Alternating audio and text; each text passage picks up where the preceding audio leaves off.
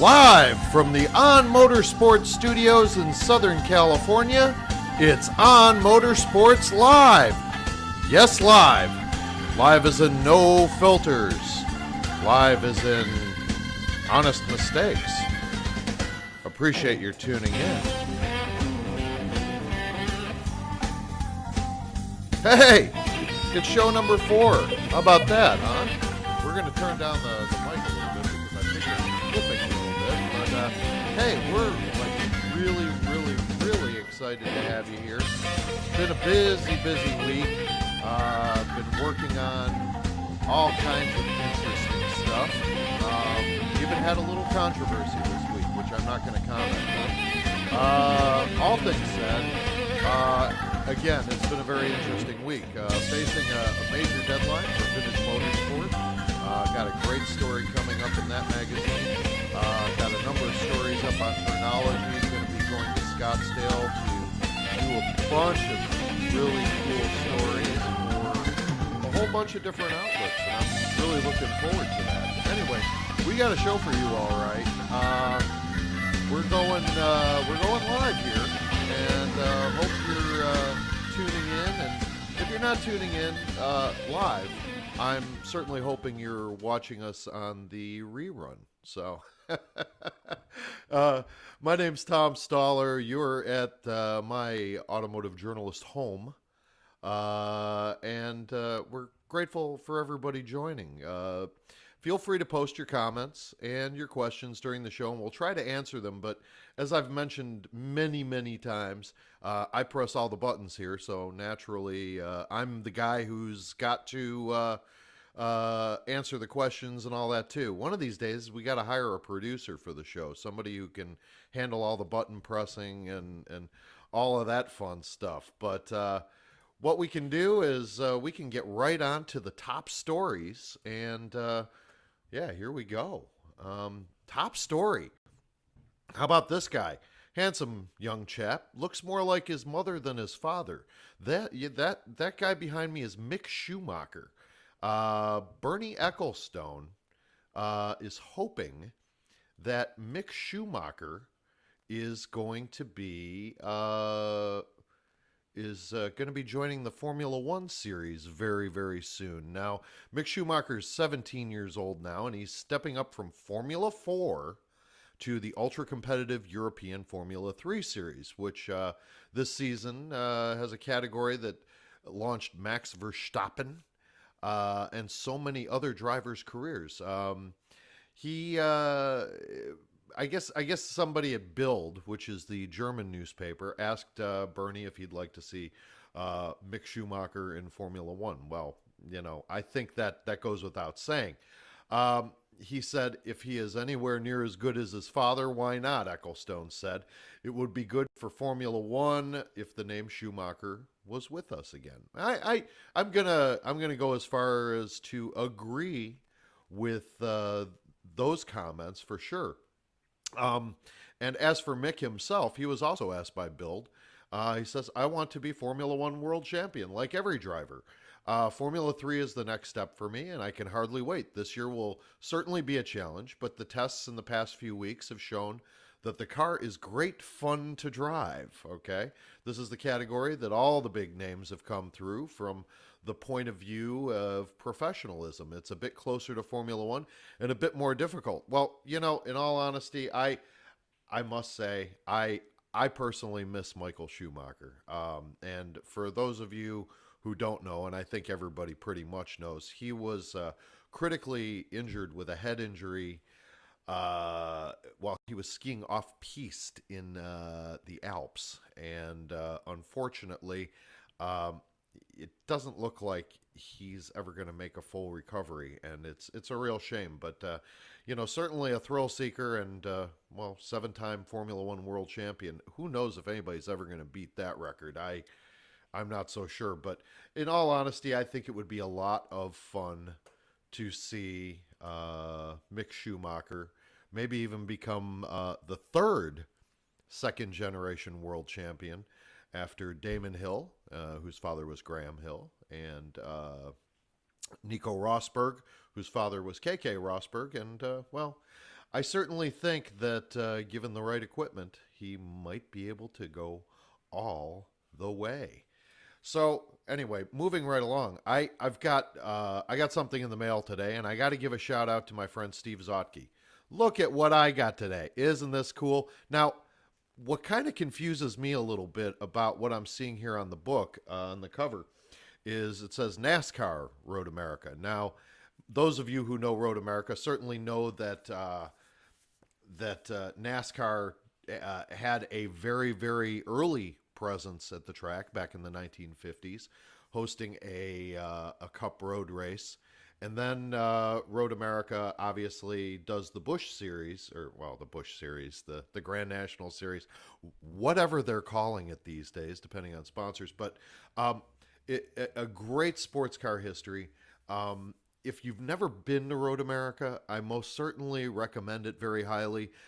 They call it the National Park of Speed. It is 4 miles of black lightning rolling through the hills of the beautiful Kettle Moraine area of Wisconsin, which back in the Ice Age, apparently all the glaciers left this beautiful rolling topography that Road America rolls through. And Steve's book, I've had a chance to look at it once before, and now I own it. So I'm going to give it a solid read and be giving it a review. But I definitely wanted to give a shout out today to my friend Steve Zotke and this great book that he's got out. So thank you for sending that. Now, another thing that I got in the mail this week, and it's going to be a lot of fun because it ended up being a full-blown interview with this guy. If those of you who love the B movies, it's Roger Corman, and Roger Corman made the movie Death Race 2000, along with, well, like 200 other really fantastic movies. And that included Rock and Roll High School. You remember Piranha? Do you remember The Young Racers? Do you remember The Wild Racers? I got a chance to chat with Roger Corman about cars on film. We talked about several things, but the new movie, and this is due out, by the way, on January the 17th. I've already viewed the movie, and like I'll tell Corman in the interview too, it's like mashed potatoes and gravy. If you're a fan of B movies, this one has all the elements, and you'll hear us talk about this. Now, just so you know, I know this is a live show, and I generally do things live, but I had to pre-record the interview due to Mr. Corman's scheduling. So what we're going to do is we're going to get right on it. I'm going to play the I'm going to play the audio, and we'll flip through some cool graphics. Also, like I said, if you want to post your comments, you want to post any kind of stuff, we certainly hope that you will continue to tune in, and we're again grateful for your being here. Let's get right on to the interview with Roger Corman. Interview, and I watched Death Race 2050, and the first comment I have is mashed potatoes and gravy. It is a comfort food film of the B movie genre that I enjoyed greatly. Why did you choose to do a reboot? There's a little bit of static, but I think I understood what you said. All right. It happened in a strange way. I was being interviewed by an Italian journalist, and he was talking about various things in my career. And then he brought up Death Race 2000, which he said people still remembered and thought well of in Europe. And we discussed the fact that actually it won some poll. Excuse me, I have a slight sore throat. It won some poll as the greatest B picture of all time. And he mentioned the fact that Universal has remade it, but they remade it, and they've done a good job. The pictures are good, are as straight action pictures. But what made the picture memorable, if that's the right word, is partially the action, but also the themes, the ideas in the picture about society, the role of violence in society, and so forth. And I thought about that, and I called Universal, and I told them about this interview with the Italian journalist, and they said, well, come on in, let's talk about it. And I did, and the result of the conversation was that they were quite aware that they had taken those elements out and they went for straight action. So they said, why don't you remake it and put back in the thoughts you had, but now it's 40 years later, bring them up to date and put them into a new future. And I said, fine, and therefore Death Race 2050. Wow. Well, I enjoyed a lot of the social commentary in it. Now, when you and I met at the Rush Wrap Party, we talked about cars because I'm effectively an automotive journalist, and you told me, I believe, that the only car that you curated over your career is an MGTD. Do you still have that car? I'm sorry, I didn't. There's a little static.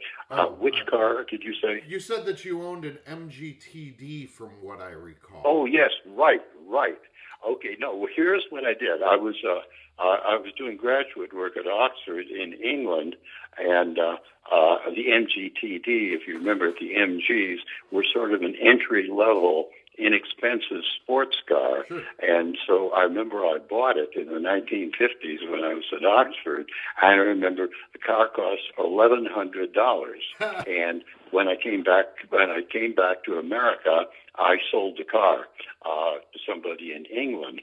And a few years ago, my daughter Mary asked me, Dad, what was the color of the MG you had when you were at Oxford? And I said, well, it was sort of a cream yellow color. And she said, fine.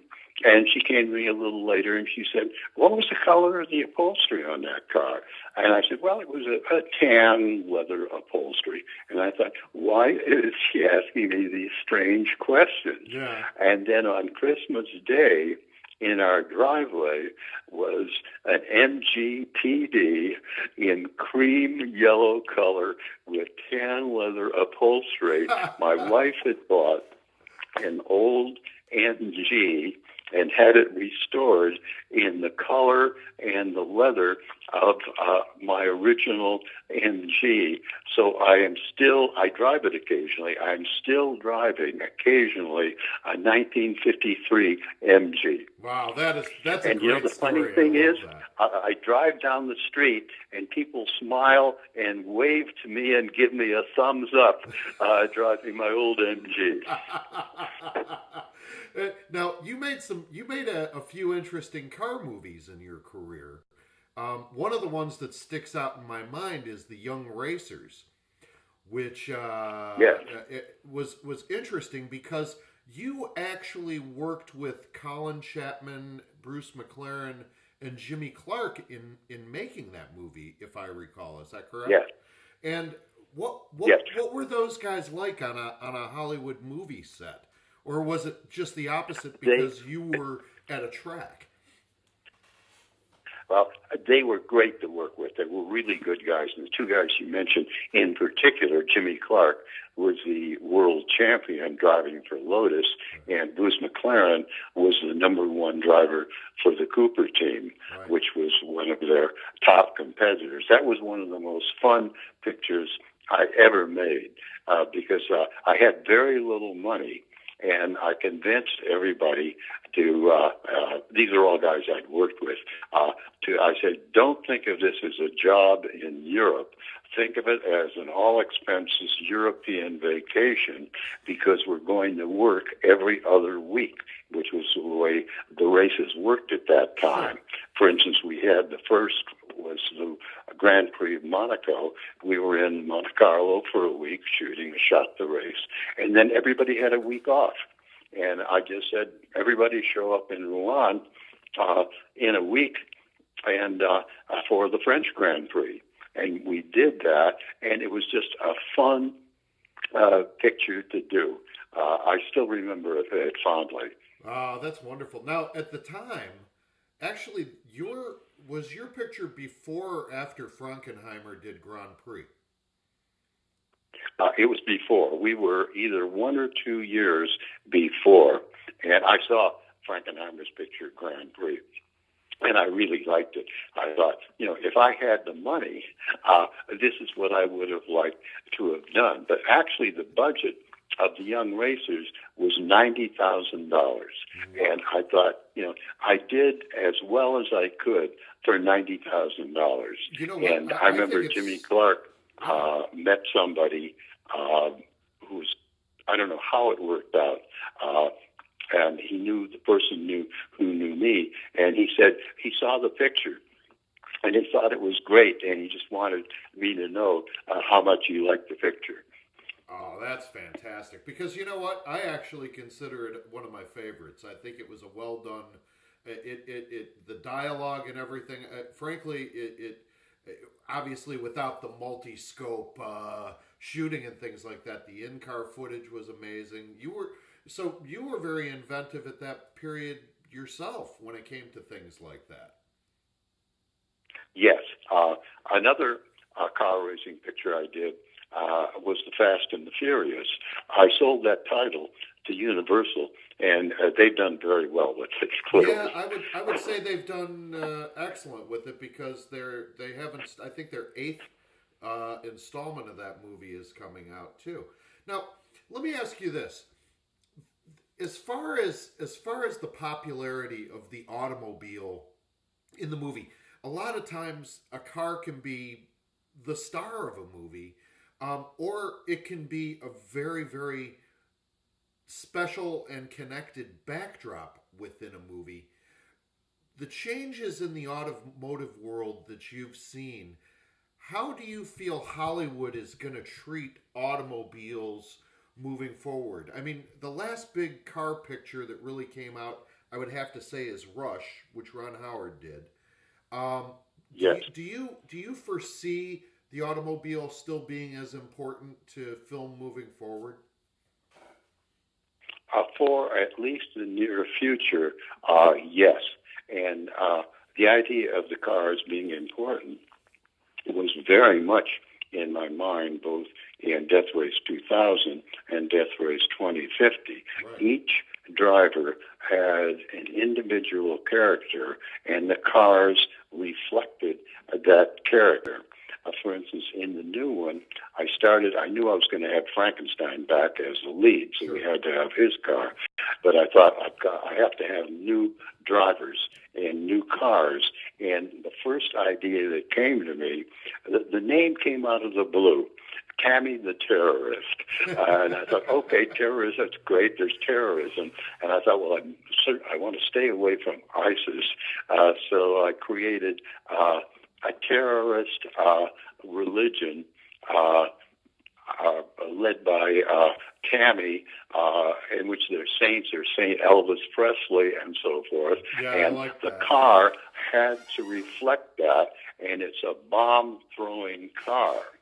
I then came up with a couple of other ideas. Oh, I remember at one time, so I was coming up with all these ideas for the individual drivers, which would reflect some aspect of today's world. And then I came up with the idea, wait a minute, what about a car with no driver? It's a driverless car, because that's what people are experimenting. Right. So we have a driverless car in the picture. With a so girlfriend. Each car, each car has a personality. Absolutely. Well, the driverless car had a girlfriend, at least till about 3/4 the way through the movie. But yeah, we wanted to stick a girl in there. Absolutely. I think that's one of the great aspects of the B movie is that there always was the sexual element of these particular types of productions. I mean, let's face it, most B movies without boobs aren't B movies, in my opinion. Would you agree? Yes, they're B movies even if they cost $200 million. Yeah, there you go. Exactly. Now, when it comes to making cars like this for Death Race 2050, when I mean, I did you I assume this was also a lower budget type of a film. How do you create or use elaborate cars without going over budget? I mean, these were pretty interesting designs. All right. First, I went to, it isn't Cal Arts. There's an art school in central Los Angeles that has a car design division, and they're famous. You would probably know more about it than I do.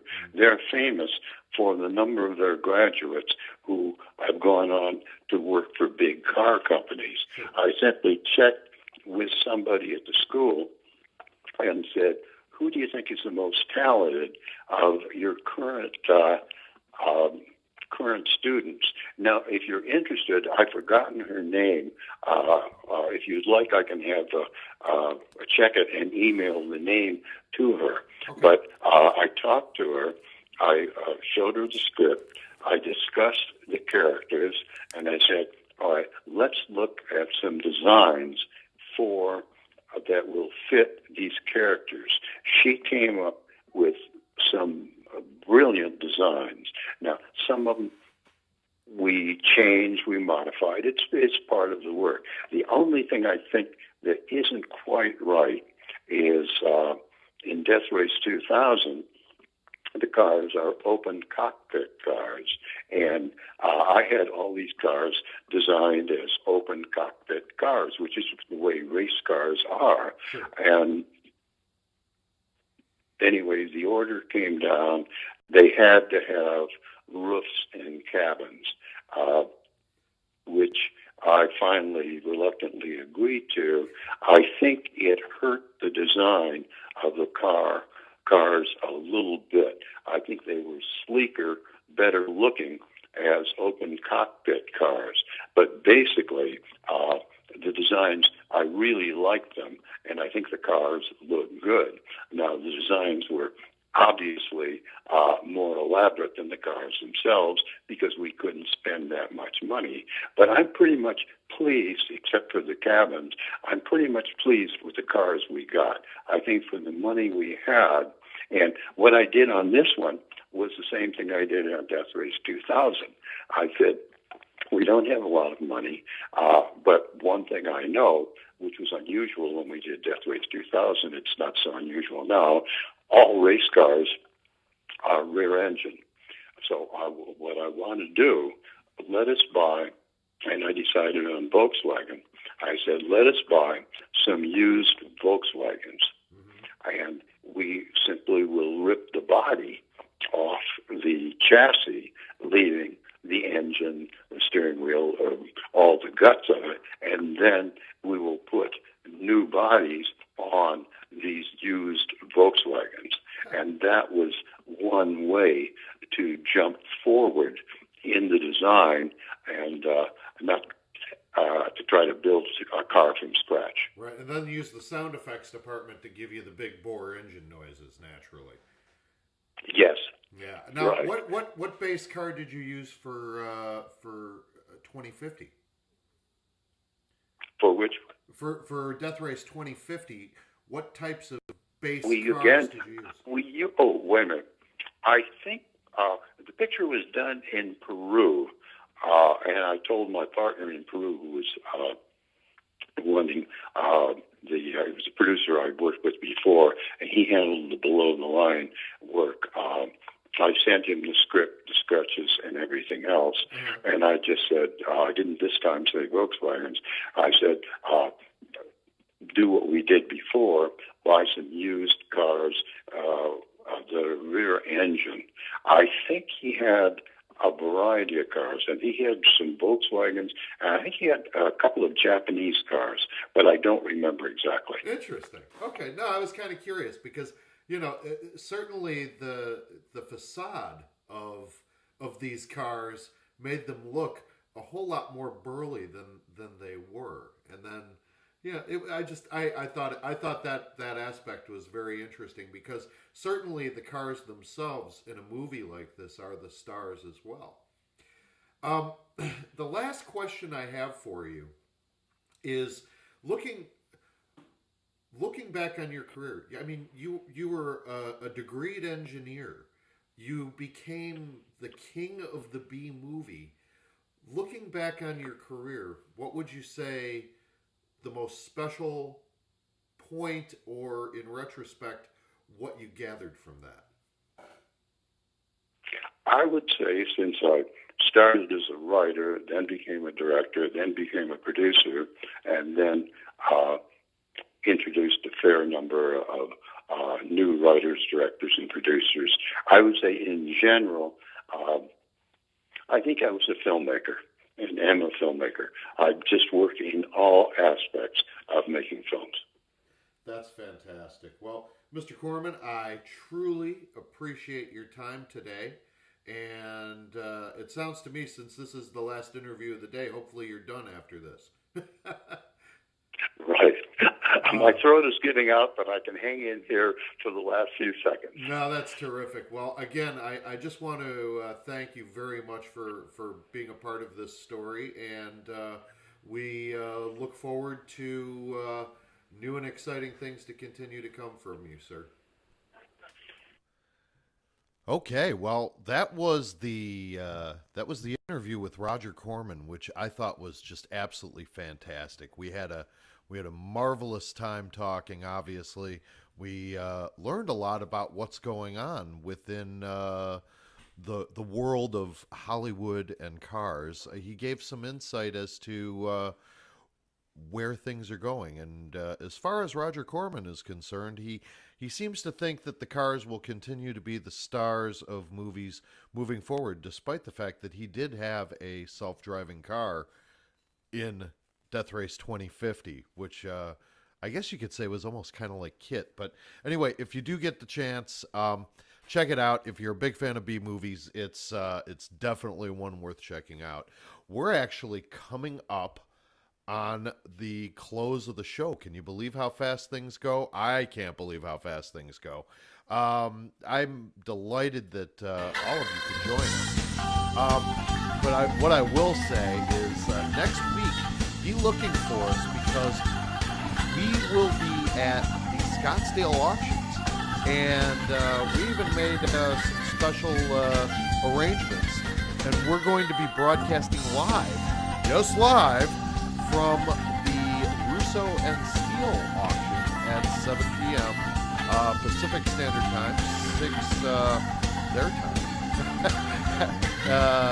It's Central Time, obviously 9, and then East Coast 9 to 10. So we're, again, really delighted that you joined us, and hopefully your coming week is going to be a good one. I'm hoping our coming week is certainly going to be a good one. We've got a lot of other cool news and stuff, and we'll be doing some really neat interviews. Also, stay tuned to OnMotorsports itself, because we will be doing a lot of different little live broadcasts from Scottsdale, from the different places we're going. We'll be in Gooding, we'll be at RM, we will be at Russo and Steele, and we will be at Barrett-Jackson. And we're going to be coming to you with all kinds of interesting stuff. As we see interesting cars, we'll do walkarounds and all of that fun stuff. Regardless, I hope that you enjoyed the show tonight as much as I enjoyed having Roger Corman. So thank you again, Mr. Corman, for being on the show. And for On Motorsports Live, my name is Tom Stoller, and I hope you, well, pardon me, I'm still hitting all the buttons here, but moving forward, keep the shiny side up, okay? Take care.